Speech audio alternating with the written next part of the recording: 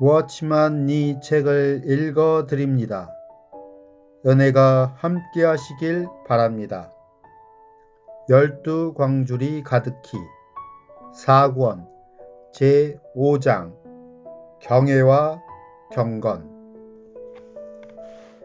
성경에서 자주 볼 수 있는 두 명사가 있다. 그 하나는 경외이고 또 하나는 경건이다. 과연 무엇이 경외이고 무엇이 경건인가? 우리는 하나님의 은혜를 힘입어 우리가 누린 것을 조금 제시하고자 한다. 자신의 육을 두려워하는 마음. 하나님은 그분의 자녀들에게 성결을 요구하신다. 그러므로 바울은 고린도후서 7장 1절에서 말하기를, 이 약속을 가진 우리가 하나님을 두려워하는 가운데서 거룩함을 온전히 이루어 육과 영의 온갖 더러운 것에서 자신을 깨끗하게 하자라고 했다.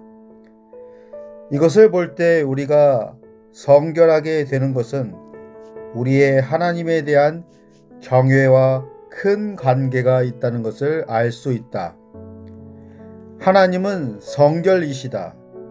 사람이 그분을 가까이 할수록 자신의 더러움을 느낄 수 있고, 그분을 섬길수록 자신의 육이 들어갈까봐 두려워하게 된다. 그러므로 우리가 처음부터 하나님을 경외하는 것을 배울 때 우리는 자연히 모든 일에서 육이 들어갈까봐 두려워하게 된다. 예를 들어 당신의 아들이 당신에게 어떤 일을 어떻게 하면 좋겠느냐고 물어보았다 하자.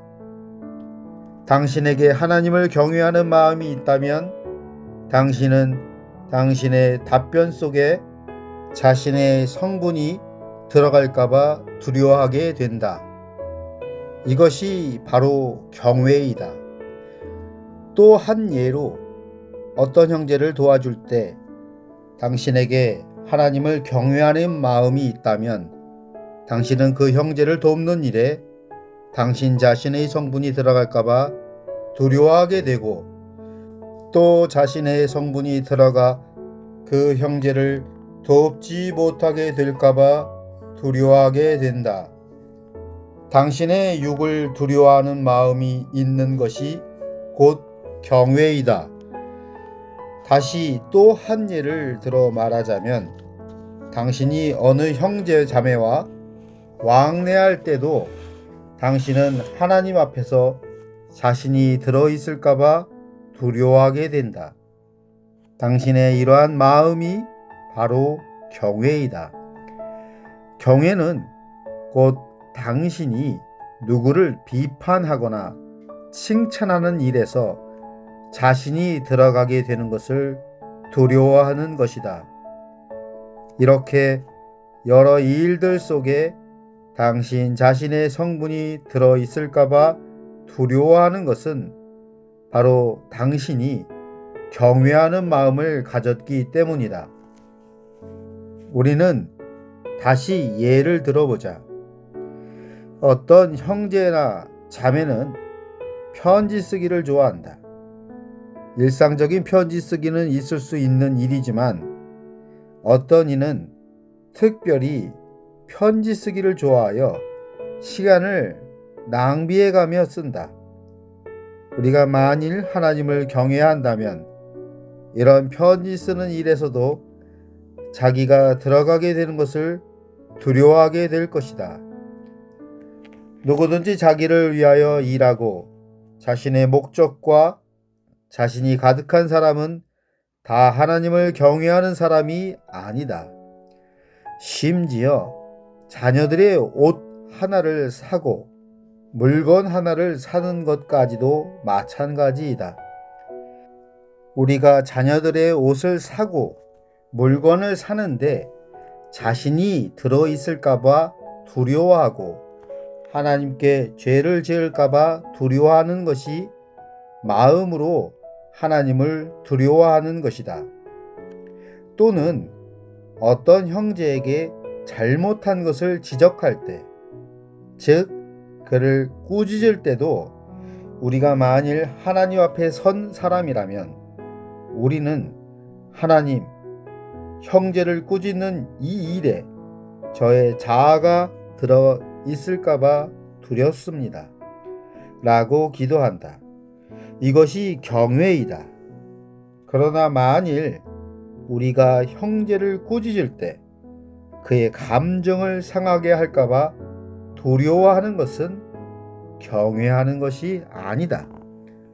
혹은 어떤 어려움이 생기게 될까봐, 체면이 깎이게 될까봐 두려워하는 것도 경외하는 것이 아니다. 경외는 그러한 일을 할 때 자아가 들어가게 될까봐 두려워하는 것이다. 그러한 두려움은 옳은 것이다. 어떤 사람은 염려가 많아 이것도 두려워하고 저것도 두려워한다. 외모로 보는 사람들은 그런 사람을 신령한 사람인 줄 생각하지만 진실로 경외하는 사람은 이것저것을 두려워하지 않는다. 다만 한 가지 두려워하는 것이 있다면 그것은 자신이 들어가게 되는 것이다.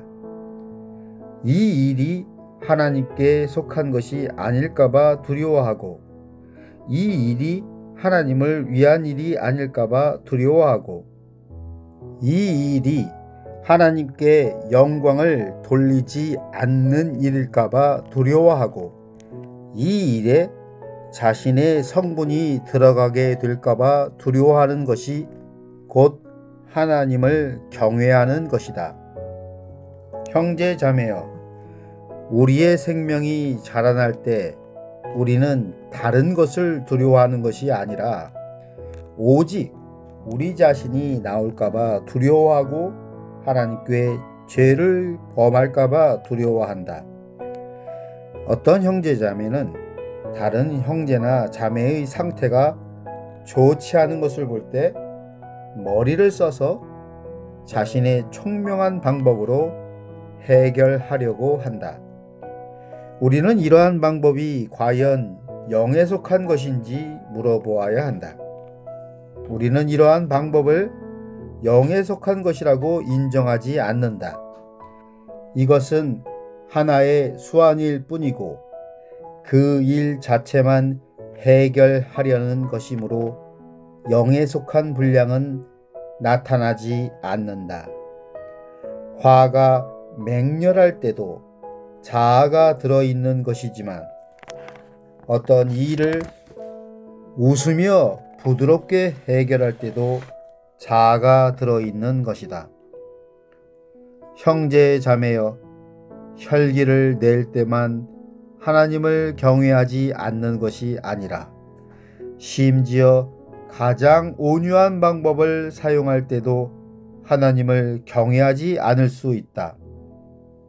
방법은 바로 당신 자신이기 때문에 당신이 방법을 사용할 때 그것은 하나님을 경외하지 않는 것이다. 하나님을 경외하는 사람은 혈기를 낼 때만 그 속에 자신이 들어있을까봐 두려워하는 것이 아니라 온유할 때조차도 그 안에 자신이 들어있을까봐 두려워한다. 허다한 경우 혈기를 낼 때도 자아가 들어있지만 온유할 때에도 자아가 들어있다. 그렇기 때문에 우리가 온유하다고 해서 하나님을 경외하는 것은 아니다. 경외란 하나님 앞에서 자아가 들어있을까봐 두려워하는 마음이다. 하나님 앞에서 사람의 가장 고귀한 마음은 바로 하나님을 경외하는 마음이다. 다시 말해서 하나님 앞에서 우리 자신의 성분이 들어있을까봐 두려워하는 것이 바로 경외이다. 사람을 통해 나타나신 하나님. 그러면 경건이란 무엇인가? 디모데전서 3장 16절에서 크도다 경건의 비밀이여 그렇지 않다 하느니 없도다. 그는 육신으로 나타난 바 되시고 라고 했다. 경건은 바로 하나님께서 육신으로 나타나신 것이다. 다시 말해서 하나님께서 사람을 통해서 나오시는 것이다. 처음에 하나님의 생명이 주 예수님의 몸에서 나타난 것과 같이 오늘날에도 역시 하나님의 생명이 그분을 믿는 사람들에게서 나타나는 것이다. 우리가 만일 참으로 구원받았다면 우리의 생각과 언어와 행동과 태도에 우리가 아닌 그리스도가 살아 계시며 우리를 통해 나타나게 된다. 이것이 곧 경건의 생활이다. 하나님께서 우리에게 요구하시는 것은 하나님께서 계속 우리 육신을 통해서 나타나시는 것이다. 디모데후서 3장 12절의 경건하게 살고자 하는 것은 다른 사람이 우리의 생활을 통해서 하나님을 볼 수 있게 하는 것이다. 곧 다른 사람이 우리의 언어와 태도에서 하나님을 느낄 수 있게 하는 것이며 우리의 행동과 처신에서 하나님을 느낄 수 있게 하는 것이다. 심지어 우리의 복장이나 가구, 실내 장식, 우리의 일거일동에서도 하나님을 느낄 수 있게 하는 것이다. 우리가 다른 사람과 접촉할 때 다른 사람이 우리에게서 하나님을 느낄 수 있게 하는 이것이 바로 경건이다. 유감스러운 것은 그리스도인 가운데서 참으로 경건하게 사는 사람이 과연 몇이나 되느냐는 것이다. 어떤 형제자매는 행동도 말도 마음대로 하고 서로 농담도 주고받으며 희롱하는 말을 건네면서도 아무 느낌이 없다. 또 은밀히 술을 먹고 노름을 해도 속에서 성령의 책망이 없다.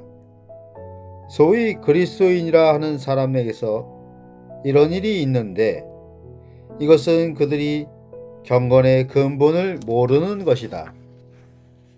그러하니 어찌 경건의 생활이 있을 수 있겠는가? 경건의 외모만 있고 경건의 실제가 없는 것은 아무 가치가 없다. 그러므로 경건의 실제는 절대로 경건의 외모를 말하는 것이 아니다. 경건은 하나님의 생명에서 시작된다. 하나님의 생명의 본성이 경건이다. 이 생명이 우리의 육신을 통해 나타나는 그것이 곧 경건이다.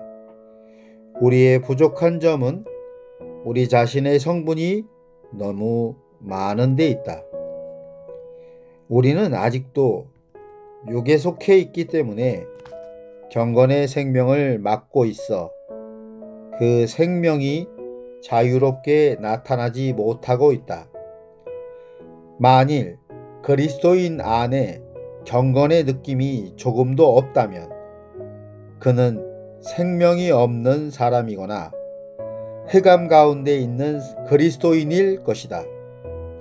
그러나 빛 가운데 사는 그리스도인은 그 느낌의 정도는 차이가 있을지라도 다소라도 느낌이 있다.